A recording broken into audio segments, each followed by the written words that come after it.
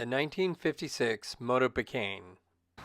Hi, this is Barry Murphy, and I live in the Portland area, and I restored this 1956 Motobecane in 1 year. A couple of years ago I put a video out on it. I'm going to have cuts in this, and it was pretty boring, so I'm just redoing the video, and I'm going to explain some parts about it. I purchased this bike at a swap meet called Always in April. It didn't have a carburetor run, but then I got it to operate before I tore it apart. 1 year later, I restored it and I got it running.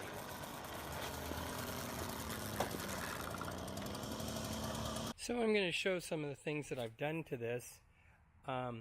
So if you look at the rear fender, and because of the thickness of this metal wall, believe it or not, we had actually cut the fender in half and took out all the dents. So this, in order to take out the dents in this area here, I had a metal guy and he actually cut this fender in half. And I just kind of wanted to show you, the condition of the bike. Many of the parts I had to get in Europe. So literally the tires for this I got from Europe because it was an oddball size. I got a lot of help from some people in England about what to do about the motor. These particular chain guards also had to be modified and put on. I re-chromed the wheels and powder coated the spokes to kind of give it that two-tone look.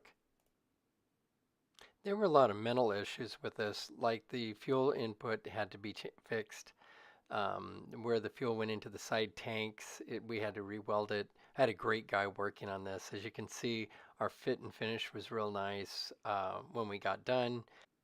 As you can see here, I had to rebuild the pedals because they had been bent and they needed to be straightened out.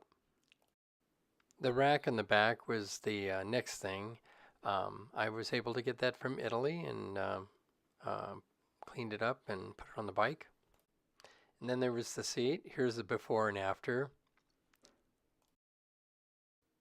I had a problem with the headlight assembly, and I was very fortunate to find an original headlight and speedometer, and it was an American speedometer. Probably the most complicated part was finding the emblems, which I found and ordered from Vietnam.